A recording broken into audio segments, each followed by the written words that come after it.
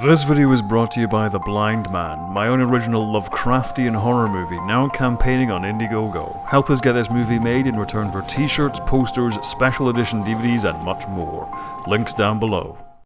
Welcome to Lore Evolution, the show where we examine how our favourite factions, technologies and characters have evolved over the course of their long franchises. Today we're looking at the first big bads of the Stargate franchise. It's the Goa'uld. The Goa'uld system lords as villains owe a lot to the pulpy adventure traditions of Stargate's roots as a franchise. Each one encountered could be akin to the likes of Ming the Merciless, irredeemable evildoers who love wielding their power and relish in their own ego. Simply the overwhelming power of these ancient overlords makes them the perfect antagonists to the plucky underdogs of the movie and the show. But with Stargate having lasted this long, the Goa'uld, much like the Borg, began as something very different.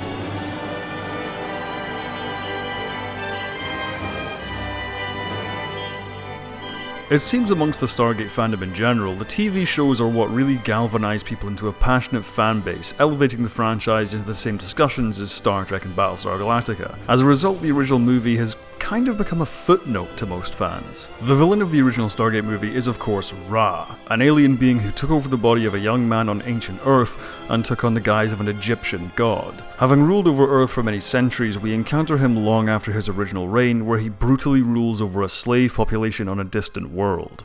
In this first movie, we don't even know the name of the alien race which Ra is a part of, and the design of the alien itself is a far more traditional grey alien with large black eyes. What we are told is that this alien is the last of his dying race who came to Earth by happenstance. There is little truly concrete information on the culture, technology, or society of this race, but there are some implications in the visuals and text. The act of possession Ra is capable of is never fully explained mechanically. However, from the visuals, this looks, to me at least, to be through technology rather than an innate biological ability.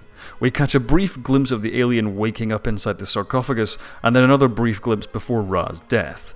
The implication through these visuals is that this creature was able to transfer its consciousness into a human body via an unseen technology, and this actually fits with other visual elements such as the glowing eyes and distorted voice. If this was a being who was able to inhabit someone else's pure energy, these visual signifiers fit that idea. From what little information we're given about Ra, the typical grandiose ego that became a trademark of the Goa'uld also makes sense in the context of the movie. One theory which could be put forward is that the grey alien we see is simply another host which this presence itself infested before reaching Earth. So whatever Ra is could have been body hopping from one species to the next, creating countless galactic empires and enslaving countless worlds. But these various theories and ideas tie into an element which I personally really like about Ra in the original movie, the unknown element. I love myself some Lovecraftian horror. I mean, I'm literally making a Lovecraftian horror movie right now, visit the Indiegogo, shameless plug. And the mysterious origins of Ra as a character increases the sense of threat and eldritch terror tenfold. Combined with Roland Emmerich's solid direction, the gorgeous production design, Jay Davidson's terrific performance, and David Arnold's stunning score, this is a truly unsettling quality to Ra. You get the impression that the Stargate team was only able to defeat Ra because he was at the tail end of his reign, able to maintain his power through sheer intimidation and brutality. But where did he come from? Is he truly the last of his race? And where else might the Stargate lead? These were the brilliant questions the movie left us with. Questions which were meant to entice us to see what else was out there, to see what else there was to encounter. A potential direction for a franchise which the creators of the TV spin-offs decided not to go in. When it comes to the Goa'uld, Stargate SG-1 might as well be called Stargate Retcon, because trying to reconcile what we see in the movie with what we see in SG-1 makes my brain hurt like hell. While the aesthetic of the movie and its villain are carried over to SG-1, the Stargate movie's Ra and what we come to know as the Goa'uld are two completely different things. Either something got lost in translation, or Jonathan Glasner and Brad Wright made a conscious choice to change what was established in the movie. There are many notable changes outside of the Goa'uld, such as the planet Abydos now changed to the closest planet to Earth with a Stargate and contained within the Milky Way galaxy. However, in the movie, the planet Abydos was said to be millions of light years away in another galaxy. But the biggest change to the Goa'uld for starters is their name.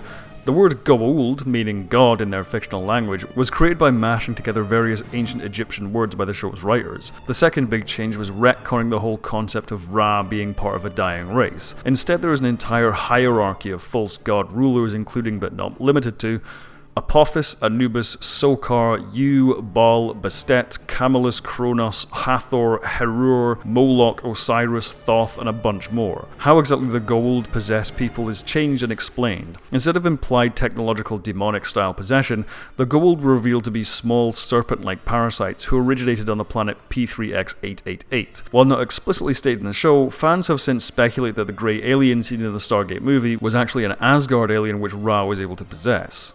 While the show named the collective Goa'uld as the Goa'uld Empire, they operate more like a feudal system, with each system lord vying for power and competing with one another. And many of the plots in SG-1 often surround one of the system lords becoming dominant over the others and wreaking havoc across the galaxy, or the various schemes following one of the system lords attempting to acquire more power. These types of plots were given variety by the inclusion of various other alien races and factions throughout the Stargate universe, including the Asgards, the Ancients, the Tok'ra, and the Ascended. These various elements kept the Goa'uld threat from becoming super samey all the time, with each system lord having their own distinct personalities and command style. While Apophis was essentially Ra light, Anubis was where things really got interesting. Being a partially ascended Grim Reaper looking entity with his own fresh batch of super soldiers, and unique ship designs which weren't just pyramids with a climbing frame around them. But by the end of SG-1, the Goa'uld system lords were virtually destroyed, and the Ori took on the role of the main threat. While Baal and a few others were out and about hatching various schemes to return to power, the reign of the system lords was at an end. Now you may have picked up some bias in my voice when describing the differences between the movie and the show. Much like the Borg in Star Trek, the Goa'uld suffered from being over-explained. The cosmic presence of Ra in the original movie was gone as soon as SG-1's pilot episode was over. Even before the in-depth explanations of Goa'uld society and physiology came along, the mere presence of the Goa'uld supposedly being the same as Ra and elevated to the main villains of the show is kind of a letdown in the long term. While I certainly enjoy SG-1, I've stated previously that I actually prefer Atlantis because I felt that show fulfilled some of the promises of the original movie, whereas SG-1 didn't quite as much. However, I know I'm likely in the minority with that view. I grew up watching the movie and only later caught up with the TV shows, so it's likely nostalgia is playing a part here, but I'll take the movie's Ra over any of the SG-1 system lords any day. What do you think? Do you prefer the parasitic serpents of SG-1 or the Lovecraftian mystery of the original movie? Comment below and let me know, but until next time, this has been Lore Evolution. I hope you enjoyed it. Christopher Smith asks, what do you think of The Expanse moving to Amazon Prime? In general, I think getting another season of The Expanse is unquestionably a good thing. The Sci-Fi Channel has kind of shot itself in the foot in terms of reputation. Their bread and butter for the longest time was cheap, schlocky TV movies and reruns of other shows, and in general it's not a place a lot of people go to when they want premium, high-quality entertainment. That's really why The Expanse couldn't lift off there. It was a fantastic show on a crummy channel. But now that it's on one of the biggest streaming platforms in the world, which has made high-quality content, I think it's in a much better place. If you like my videos, be sure to subscribe and hit the bell icon to stay up to date on all my new uploads. You can see videos early on my Patreon for as little as $5 a month. Speaking of which, I'd like to quickly thank my patrons Brandon CT, Super Pelican Gaming, Matthew Androlowitz, David Phelps, Chris Lord, Andy Luke, Larry Bennett, James Vanderhaeg, T. Stoney, and L. Carton. Until next time, have a good one, and as always, live long and prosper.